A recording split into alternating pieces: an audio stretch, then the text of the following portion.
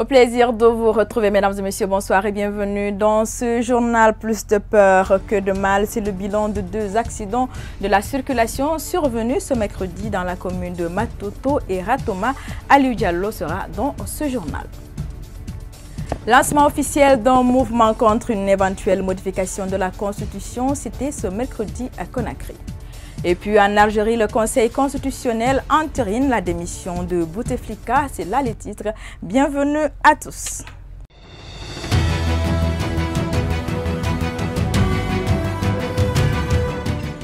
Un mouvement anti-troisième mandat qui réunit les leaders politiques de l'opposition, des syndicalistes et des acteurs de la société civile a vu jour ce mercredi à Conakry pour les initiateurs du Front national pour la défense de la Constitution, en abrégé FNDC. Le but de ce mouvement est de s'opposer à tous ceux qui veulent proposer aux Guinéens la modification de la Constitution actuelle au profit d'une nouvelle Alpha Bakar 5 Diallo.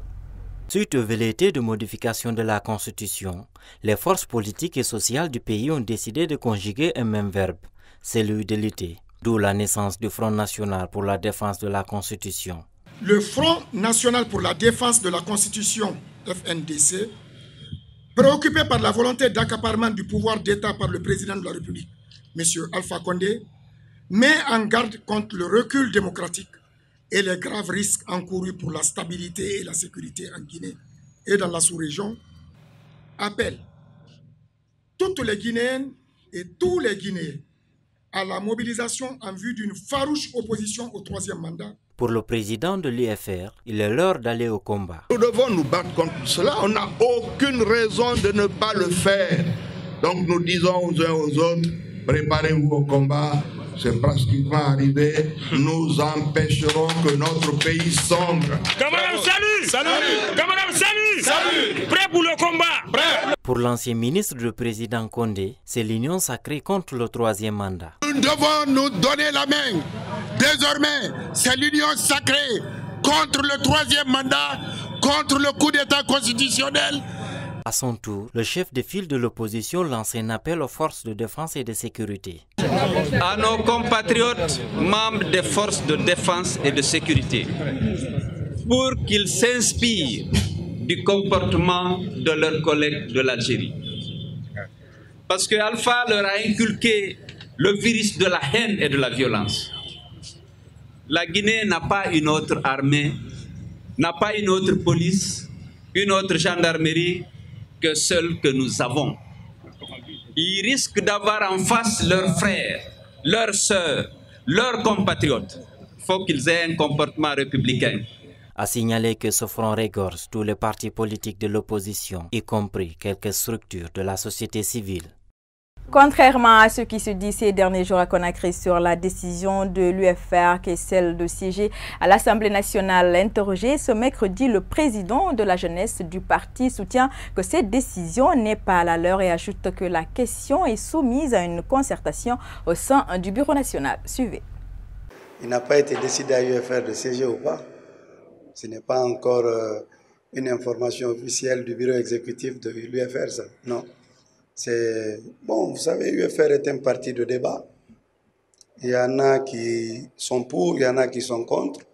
Peut-être que vous avez dû recevoir des gens qui ont dit vouloir siéger, mais jusqu'ici, par la voie officielle que j'appelle bureau exécutif ou le président du parti, nous n'avons pas encore une décision officielle à ce niveau. Mais je pense que demain, jeudi, c'est ce qui est prévu. Nous verrons demain, Inch'Allah.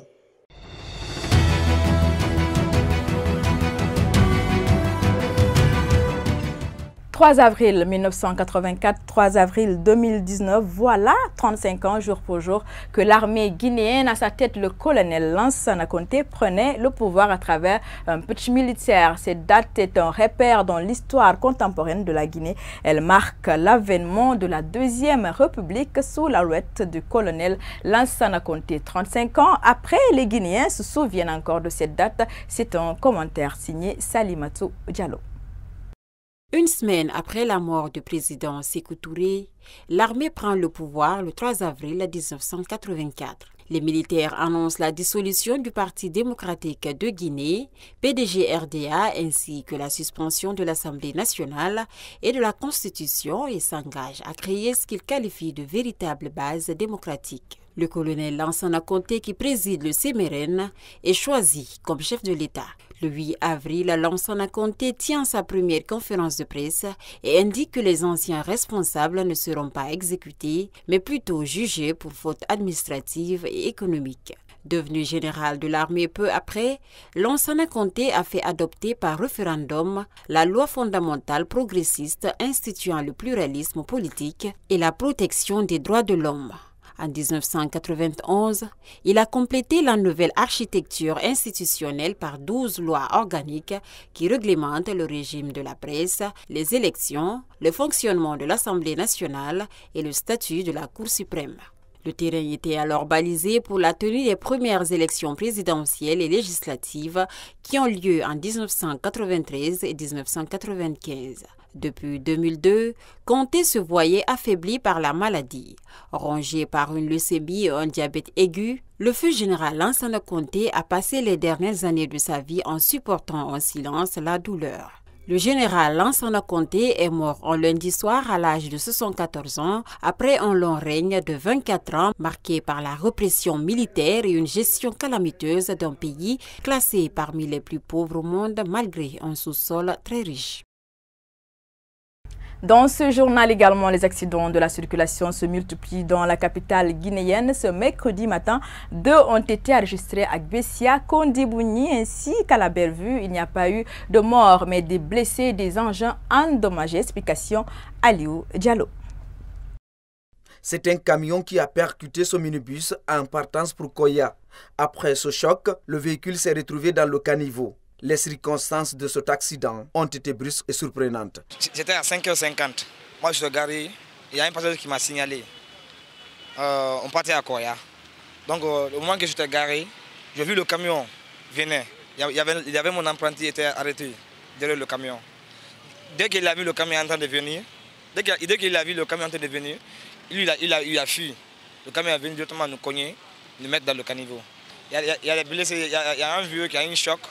Il y a 5 blessés dans la voiture. À la Bellevue, c'est un autre accident qui s'est produit. 2 voitures sont entrées en collision frontale. Pas de pertes en vie humaine, mais de dégâts matériels sont visibles. Les accidents prendront-ils fin à Conakry? La réponse à cette question reste ambiguë. La route, quant à elle, continue de faire des victimes tous les jours.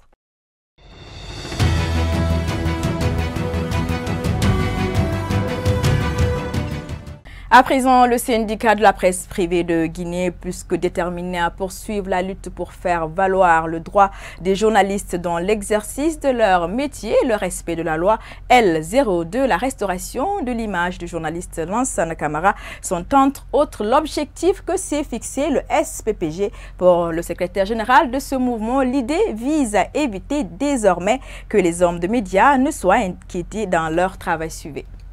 Nous comptons faire des actions vigoureuses. Parmi ces actions vigoureuses, il y a la journée sans presse.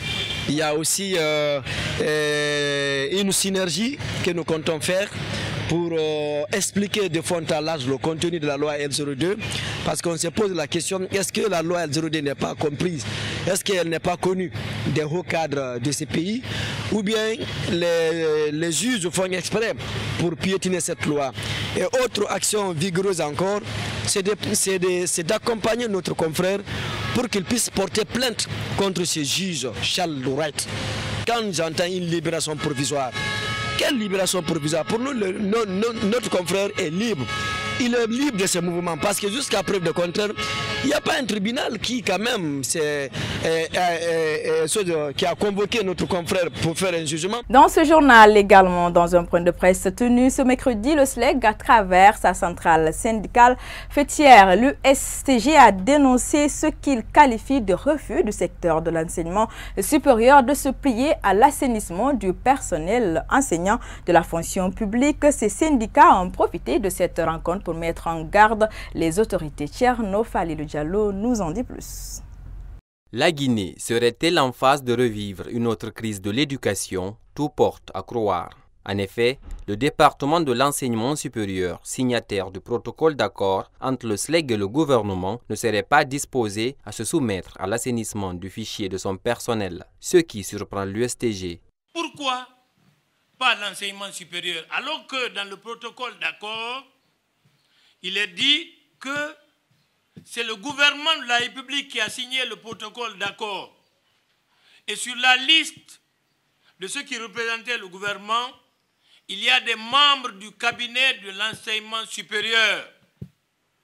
Ils ont participé à tout le process de la mise en place de la commission. Nous avons été surpris désagréablement que l'enseignement supérieur dise que l'opération d'assainissement ne doit pas avoir lieu à leur niveau. Dans le protocole d'accord obtenu, 3 points concernent le secteur de l'enseignement supérieur, à savoir la liberté syndicale, la mutation arbitraire, l'engagement de 10 homologues à l'université de Kindia. Si rien n'est fait pour le respect de ces points d'ici le vendredi, le SLEG va faire entendre parler de lui. Si nous n'avons pas du gouvernement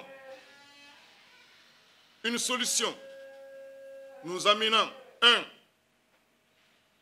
à remettre nos camarades butés à leurs fonctions, à leurs postes initiaux, conformément au protocole d'accord, si les 10 homologues ne sont pas engagés à la fonction publique, conformément au protocole d'accord, si l'assainissement ne se poursuit pas au niveau de l'enseignement supérieur, alors le samedi, nous convoquons une assemblée générale de tous les enseignants et tous les travailleurs de l'USTG au siège du SLEG le samedi. Et au cours de cette assemblée, nous allons envisager les actions qu'il faut engager, n'est-ce pas, pour faire respecter le protocole d'accord. Déjà à cette rencontre, le secrétaire général de l'USTG a annoncé qu'au niveau du recensement des fictifs à Conakry, l'opinion sera étonnée des chiffres qui seront bientôt annoncés.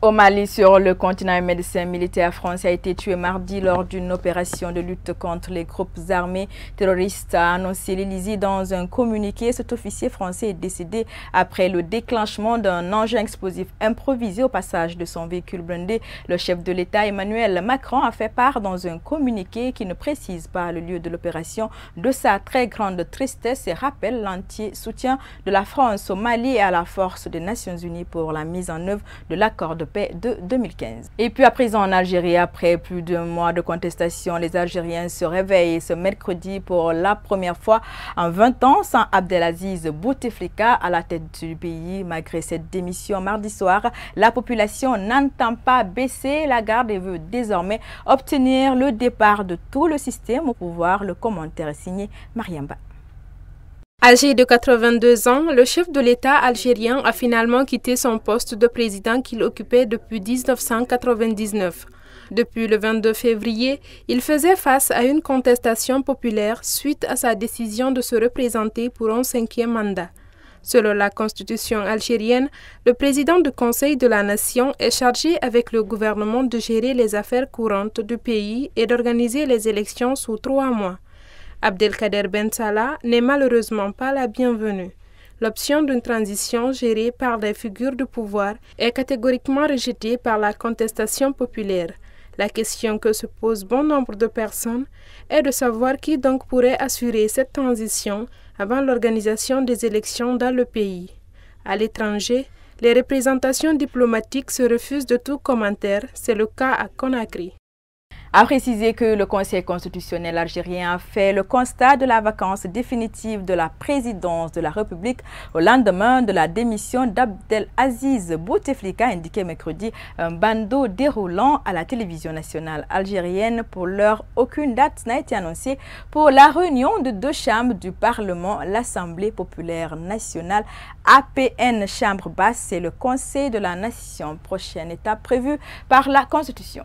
Dans un avion cargo, des cartons de doses de vaccin oral contre le choléra sont arrivés dans la ville portuaire mozambicaine de Beira. Au total, 900 000 doses de vaccins disponibles. Grâce à cette livraison, les autorités sanitaires accompagnées des organismes internationaux vont procéder à une campagne de vaccination massive à travers les zones les plus touchées par la tempête tropicale.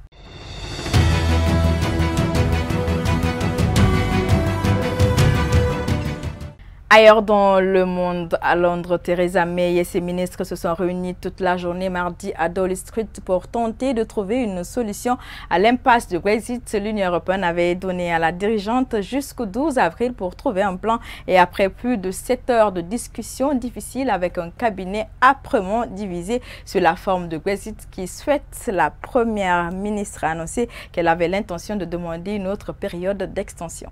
Au Venezuela, à présent, l'Assemblée constituante vénézuélienne acquise au chef de l'État Nicolás Maduro a approuvé mardi la levée de l'immunité parlementaire de l'opposant Juan Guaidó, reconnu président par intérim par plus d'une cinquantaine de pays, permettant ainsi la poursuite de la procédure pénale engagée à son encontre. En vote à main levée, l'Assemblée constituante a approuvé à l'unanimité la poursuite de la procédure pénale lancée contre Juan Guaidó, député de centre droit et président du Parlement par la Cour suprême, a annoncé le président de la constituante Diosdado Cabello. Et puis, les habitants de Chicago ont élu mardi une femme noire et ouvertement homosexuelle à la tête de leur ville, une première historique dans cette cité marquée par les inégalités sociales et la violence due aux armes à feu. Lori Lightfoot, 56 ans, une ancienne procureure fédérale qui a notamment dirigé une commission de surveillance des activités de la police, l'a largement emportée face à Toni Brackwin, clé démocrate et afro-américaine. Comme elle, Madame Lightfoot a obtenu 74% des voix selon les premières estimations après que la majorité des bulletins ont été dépouillés. Sport pour terminer cette édition, la légende brésilienne Pelé, 78 ans, a été hospitalisé à Paris par précaution, mais va bien, a appris l'AFP mercredi de sources concordantes alors que le Brésilien était venu en France rencontrer le prodige parisien Kylian Mbappé. L'entourage du joueur évoque une infection et une simple mesure de précaution avant un long voyage pour rentrer au Brésil sans donner plus de détails et indique qu'il n'était pas sorti de l'hôpital en début d'après-midi. Mesdames et messieurs, c'est la fin de ce journal. À tous, merci de l'attention. Excellente suite de programme en notre compagnie. Bonsoir à tous.